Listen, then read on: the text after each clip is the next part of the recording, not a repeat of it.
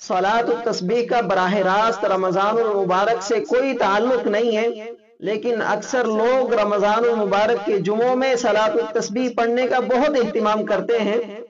فضائل کے اعتبار سے یہ نماز بہت اہم ہے۔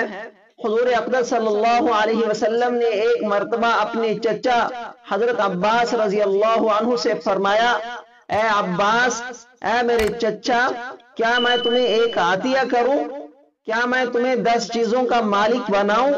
جب تم اس کام کو کرو گے تو حق تعالی شانہ تمہارے سب گناہ، اگلے اور پچھلے، پرانے اور نئے، غلطی سے کیے ہوئے اور جان بوجھ کر کیے ہوئے، چھوٹے اور بڑے، چھپ کر کیے ہوئے اور کھلم کھلا کیے ہوئے، سب ہی معاف فرما دیں گے۔ وہ کام یہ ہے کہ 4 رکعت نفل صلاۃ التسبیح کی نیت باندھ کر پڑھو، اور ہر رکعت میں جب الحمدللہ اور سورت پڑھ چکو تو رکوع میں جانے سے پہلے سبحان اللہ والحمدللہ ولا الہ الا اللہ واللہ اکبر 15 مرتبہ پڑھو۔ پھر جب رکوع کرو تو یہ تسبیح رکوع میں 10 مرتبہ پڑھو۔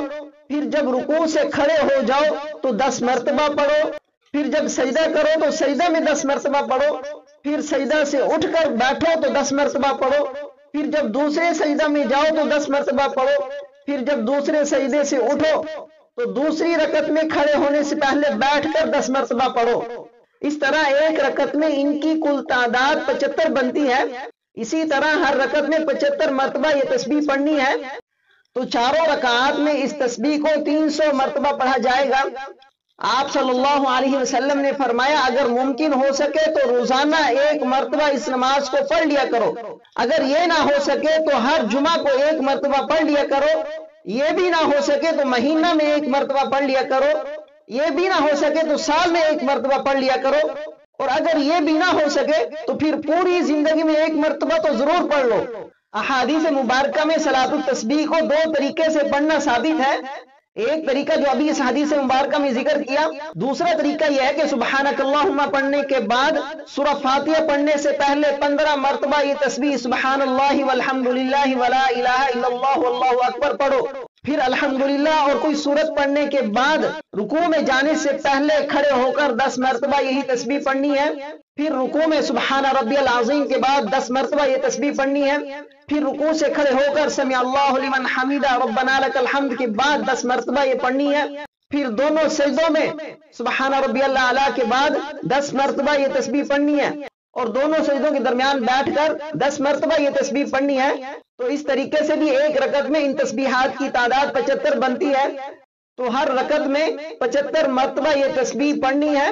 تو اس طرح چاروں رکعات میں ان تسبیحات کی تعداد 300 ہو جائے گی۔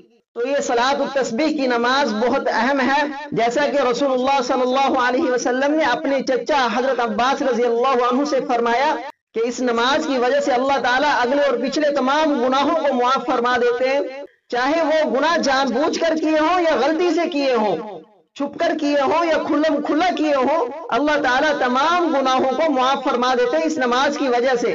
اگر یہ نماز اللہ تعالیٰ کی رضا کے لیے توبہ استغفار کرتے ہوئے پڑھی جائے تو اللہ تعالیٰ اس نماز کی برکت سے تمام گناہوں کو معاف فرما دیتے ہیں۔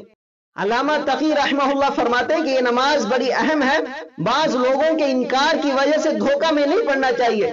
جو شخص اس نماز کے ثواب کو سن کر بھی غفلت کرے وہ دین کے بارے میں سستی کرنے والا ہے۔ ایسے آدمی کو دین میں پختہ آدمی نہیں سمجھنا چاہیے۔ مرقات المفاتیح میں لکھا ہے کہ حضرت عبداللہ بن عباس رضی اللہ عنہما ہر جمعہ کو صلاۃ التسبیح کی نماز پڑھا کرتے تھے۔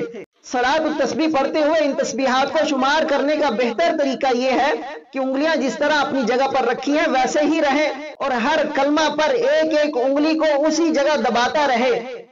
یہ تسبیحات شمار کرنے کا بہتر طریقہ ہے۔ اور صلاۃ التسبیح کو باجماعت ادا کرنا کہ ایک شخص امام کی طرح ان کلمات کو بلند آواز سے پڑھتا رہے اور دوسرے سنتے رہیں، یہ مکروہ تحریمی ہے۔